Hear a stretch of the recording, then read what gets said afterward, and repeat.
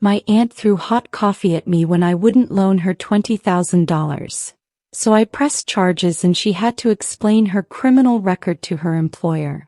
If you believe in stories that matter, subscribe and support us. And please, leave a comment with your city or country. We enjoy learning about our viewers. I was sitting at my desk reviewing quarterly reports when my phone buzzed. Aunt Patricia. I stared at the name, my stomach already tightening. We hadn't spoken in 6 months, not since she'd tried to borrow money for her business opportunity that turned out to be a pyramid scheme. I let it ring twice more before answering. Shayna, baby girl. How's my favorite niece? Her voice dripped with artificial sweetness, the kind she used when she wanted something. I'm your only niece, Aunt Pat. What's up? I kept my tone neutral, professional. At 28, I'd learned to recognize her patterns. Can't I just call to check on you? She laughed, but it sounded hollow. I heard you got that big promotion at the marketing firm. Executive account manager. I'm so proud of you, honey.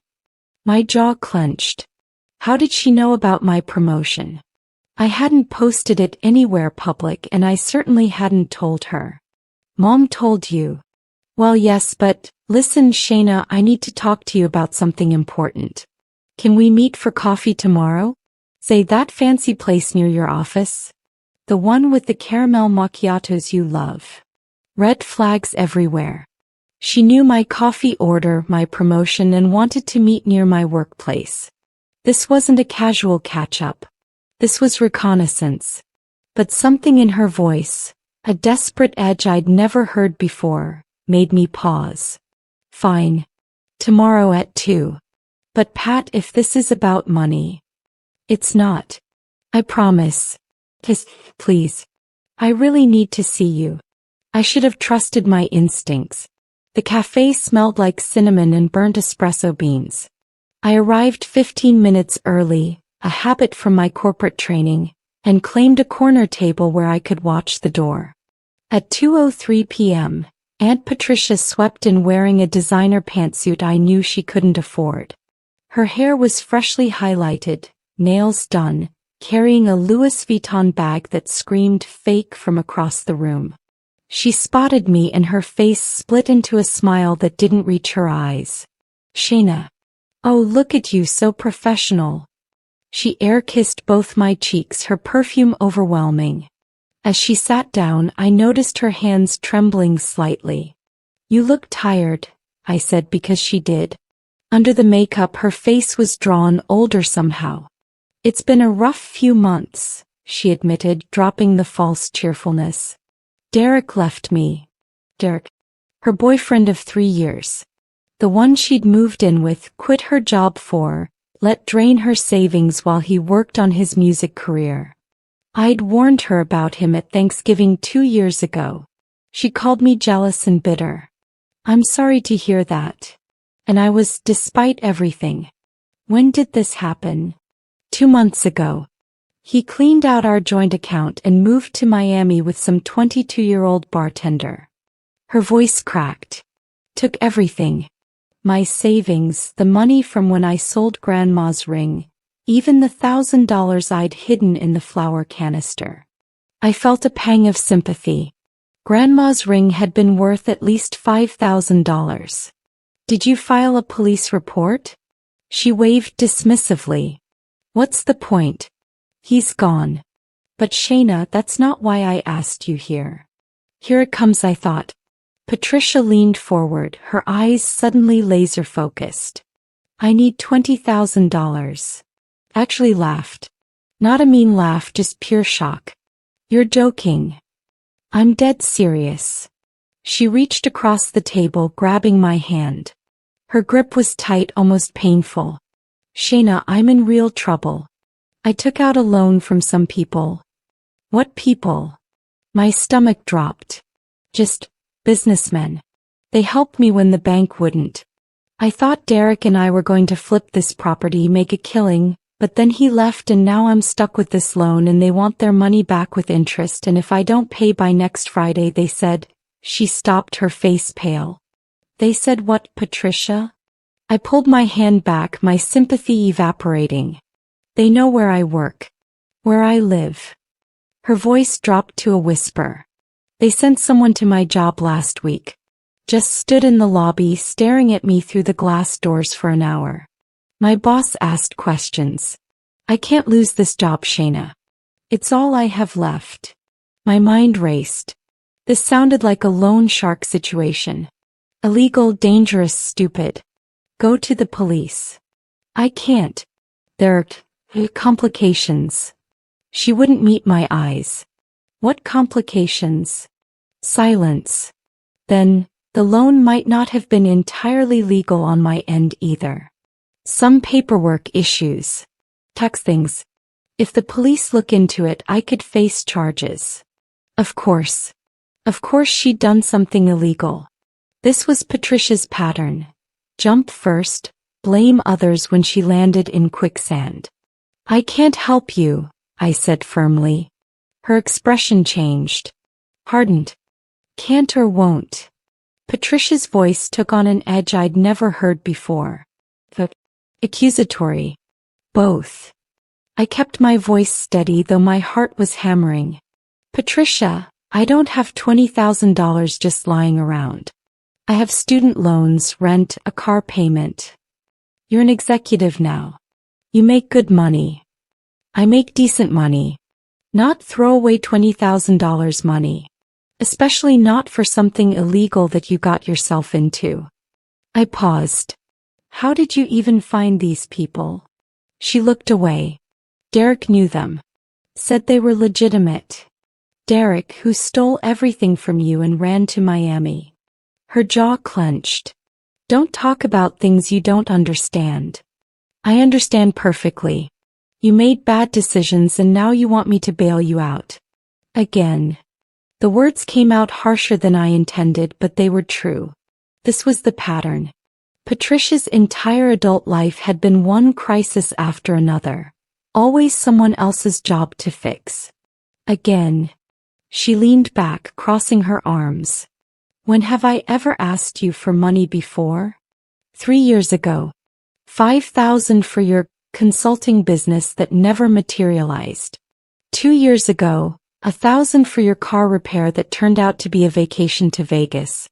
Last year, $2,000 for your emergency dental work, that I later found out was actually for your boyfriend's court fees. Her face flushed red.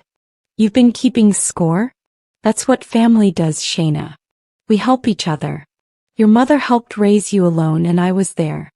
I babysat you every weekend when you were little. You babysat me 6 times and Mom paid you each time. The atmosphere shifted. Became dangerous. You know what your problem is? Patricia's voice was cold now, all pretense of sweetness gone. You've forgotten where you came from. You get one fancy job and suddenly you're too good for your own family. That's not fair. Isn't it? Look at you in your designer blouse, drinking your $7 coffee, judging me. You think you're better than me. I'm not doing this. I started gathering my things. I'm sorry you're in trouble, Patricia. I really am. But I can't enable this anymore. You need professional help. A financial advisor, a therapist, maybe even a lawyer if you're really in danger. But I can't give you $20,000. She stood up abruptly, her chair scraping loud against the floor. Other customers glanced over. You're going to regret this. Is that a threat? It's a fact. Her eyes were wild now, desperate. I have been there for your family. When your mama was sick, who drove her to appointments? When you needed a place to stay that summer between apartments, who took you in? You let me sleep on your couch for 2 weeks and charged me rent. Because I needed the money. God, Shayna, not everyone has it as easy as you. Some of us struggle. Some of us make mistakes. Her voice rose. I'm drowning here and you're standing on the shore with a life preserver, refusing to throw it because you're mad about some petty things from years ago. People were definitely staring now. The barista had paused mid-order, watching us. Keep your voice down, I hissed. Why? Embarrassed? Afraid your colleagues might hear that you're letting your aunt get hurt over money you could easily spare. My face burned. I said, no, Patricia. I'm leaving. I stood up, slinging my purse over my shoulder. That's when she did it. Everything happened in slow motion and too fast at once. Patricia grabbed her coffee cup, still 3/4 full, steam rising from the dark liquid. Her face twisted into something ugly, something I'd never seen before. And she threw it. The hot coffee hit my chest and neck, soaking through my silk blouse instantly. The heat was immediate and excruciating, like 1,000 needles stabbing into my skin. I screamed, an involuntary animalistic sound of pain and shock. You selfish bitch. Patricia was screaming too. I hope they come for you next. I hope you lose everything like I did. The cafe erupted. The barista vaulted over the counter.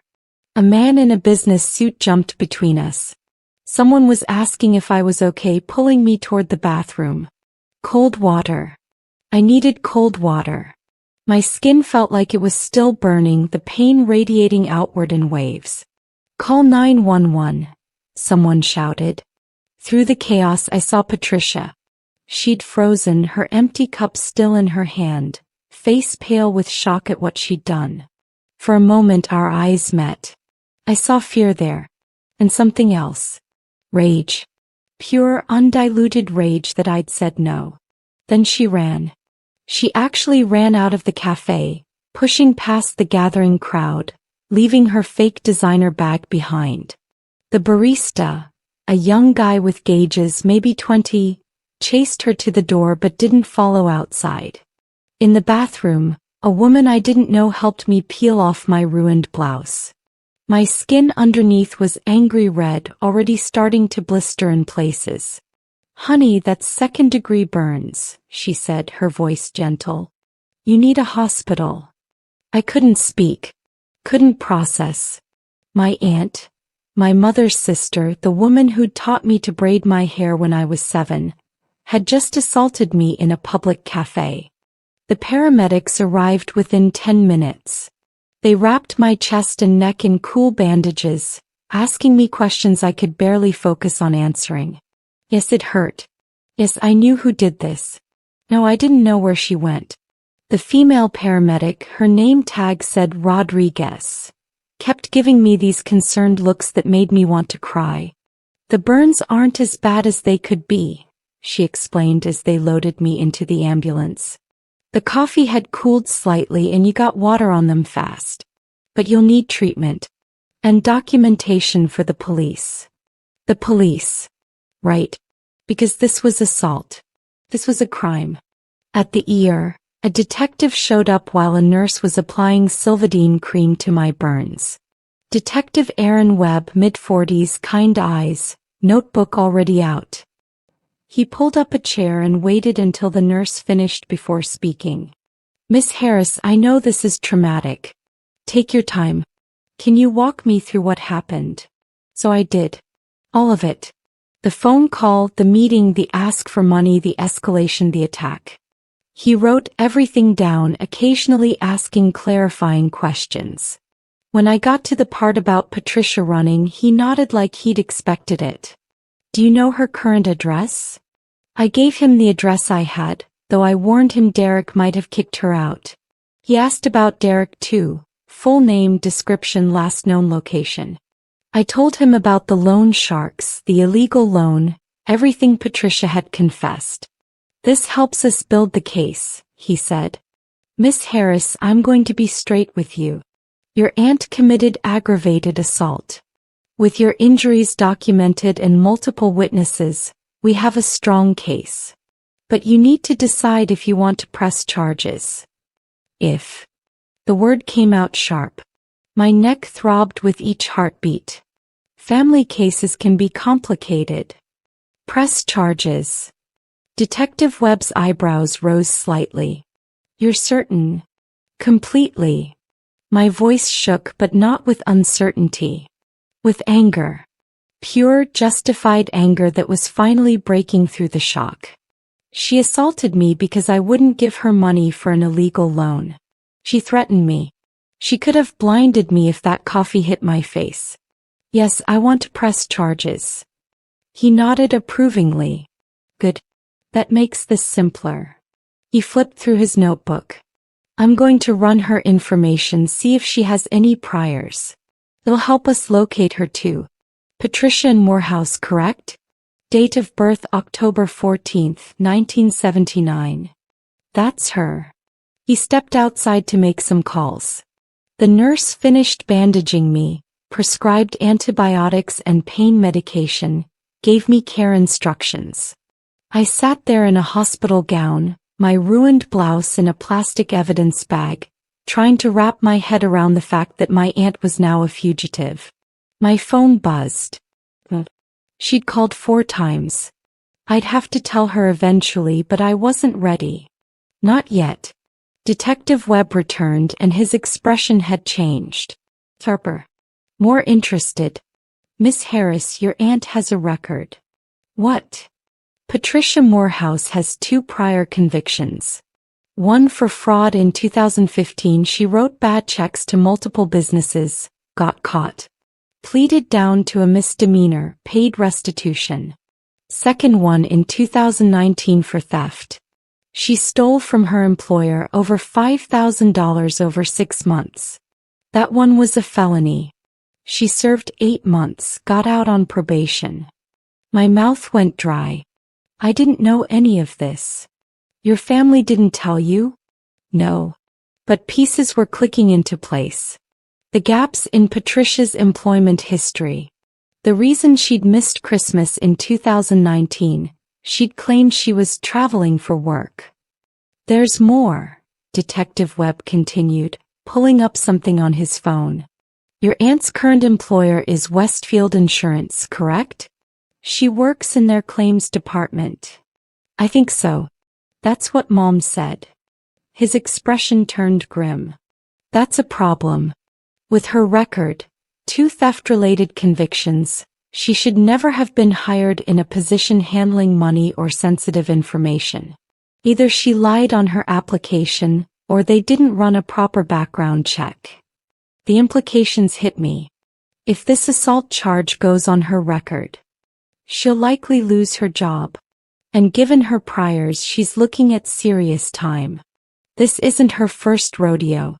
Judges don't take kindly to repeat offenders, especially violent ones. He paused. I want you to understand what pressing charges means. Your aunt will face legal consequences that could be severe. She threw scalding coffee on me, I said flatly. She could have scarred me permanently. She ran away instead of helping. She chose this. Fair enough. He stood. We'll locate her. Do you have a safe place to stay tonight? Any chance she knows where you live? My apartment. She'd been there for that 2-week stay 3 years ago. She knows my address. Then I'd recommend staying somewhere else until we have her in custody. She was desperate and violent today. People escalate. Fear trickled down my spine. You think she'd come after me again? I think she's cornered. She owes money to dangerous people. She just assaulted someone in public and her world is falling apart. Cornered animals are unpredictable. He handed me his card. My direct line. Anything suspicious, strange cars, hang-up calls, anything, you call me immediately. I ended up at my best friend Jolie's apartment that night, my burns throbbing despite the pain meds. She'd brought me clothes from my place, escorted by a patrol officer Detective Webb had arranged. As I lay on her guest bed, I called Mom. You did what? Mom's voice cracked through the phone, shrill with disbelief. She assaulted me, Mom. I had to press charges. That's your aunt. My sister. Shayna, how could you? I sat up, wincing as the movement pulled at my bandages. How could I? Mom, she threw hot coffee on me. I have 2nd-degree burns. The doctor said if it had hit my face. It was an accident. She was upset. An accident? My voice rose. She picked up the cup and threw it at me because I wouldn't give her $20,000 for an illegal loan. That's not an accident. That's assault. 20,000, what are you talking about? So I explained. Everything. The loan sharks, Derek, the illegal paperwork, the threats. The desperation in Patricia's voice, the manipulation, the escalation. Mom went quiet, that dangerous kind of quiet that meant she was choosing her words carefully. Patricia's been through a lot, she finally said. Derek really hurt her. She's not thinking straight. You should have just given her something, Shayna. A few thousand to tide her over. Why is it my job to fix her mistakes? Because that's what family does. We help each other. Do you know how many times Patricia helped me when you were little? When I was working 2 jobs and could barely keep the lights on. She was there. And I appreciate that. But Mom, this isn't about help. This is about enabling someone who's been making destructive choices for years. I took a breath, trying to stay calm. Did you know she has a criminal record? Silence. Mom. That was a misunderstanding, she said weakly. The check thing was a banking error and the other thing her boss was stealing and blamed her. She pled guilty to both, Mom. She served time. 8 months. It was 8 months and she paid her debt to society. Patricia was arrested 3 days later at a motel near the airport. She'd been planning to flee to Atlanta where Derek's cousin lived, but Detective Webb tracked her through her credit cards. She'd been using them frantically, gas, food, the motel, despite claiming she had no money. When they brought her in, she demanded a lawyer and refused to say anything else. The arraignment was surreal. I sat in the courtroom gallery, Jolie beside me for support, and watched my aunt shuffle in wearing an orange jumpsuit and handcuffs. She looked terrible. Unwashed hair, no makeup, dark circles under her eyes. When she saw me, her expression twisted with hate. "This is your fault," she screamed, lunging toward me before the bailiff restrained her. "You did this. You selfish bitch. I'll destroy you. I'll—" "Miss Morehouse, control yourself." The judge slammed his gavel. "One more outburst and you'll be held in contempt." Her public defender, a harassed-looking woman in her 30s, whispered urgently in Patricia's ear. My aunt subsided, but her eyes never left me. The hatred there was palpable, almost physical. This was someone I'd loved, someone who'd taught me to ride a bike, and she looked at me like she wanted me dead. The charges were read: aggravated assault, assault with a dangerous weapon, and, surprisingly, violation of probation. Apparently, the theft conviction in 2019 had come with 5 years probation, which she'd never properly completed. This assault automatically violated those terms. Bail was set at $50,000. Patricia's face went pale.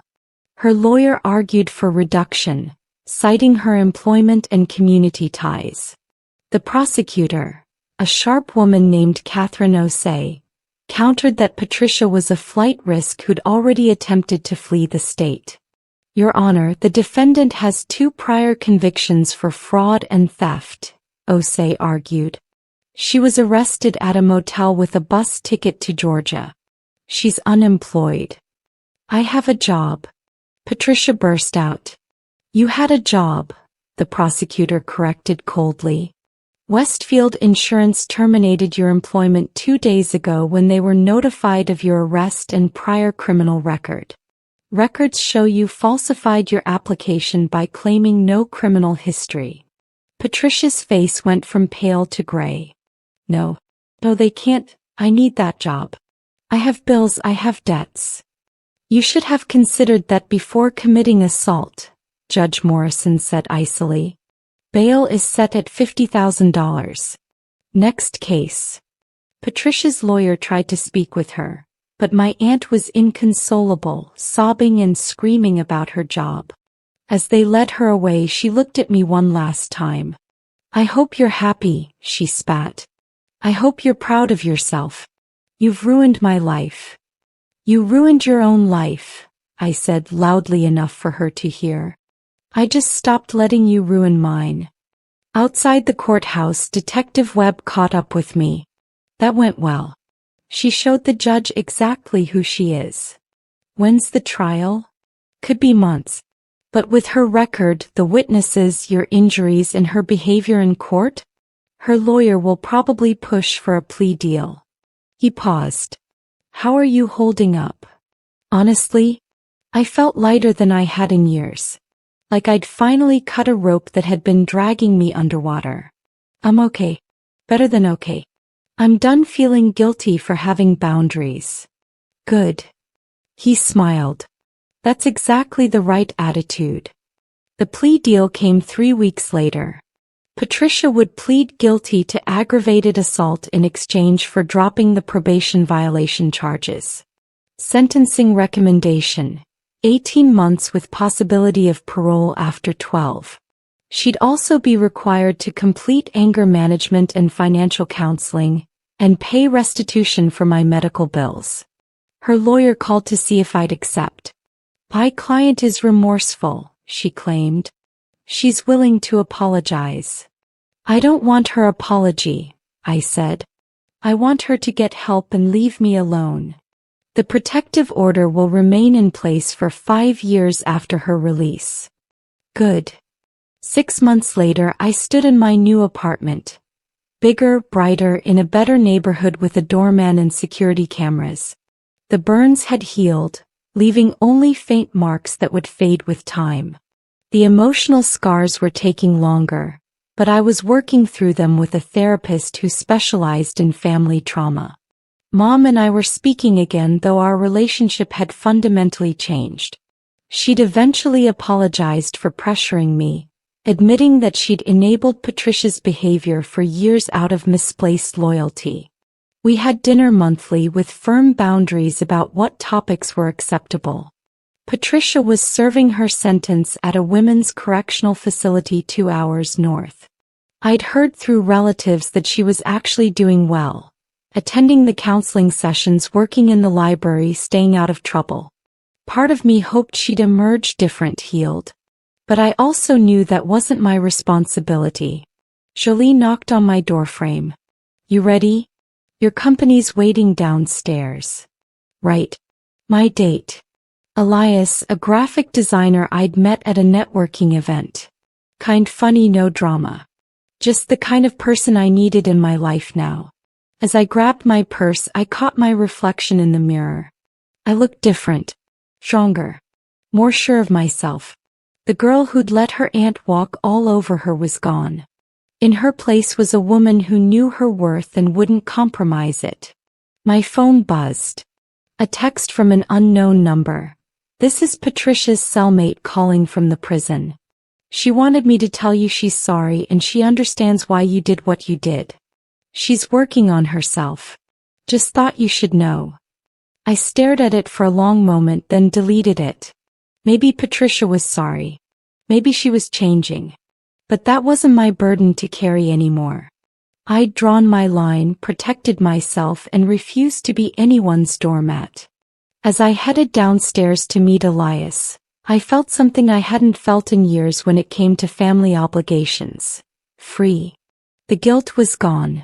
The obligation was gone. All that remained was the clear knowledge that I'd done the right thing. And that was enough.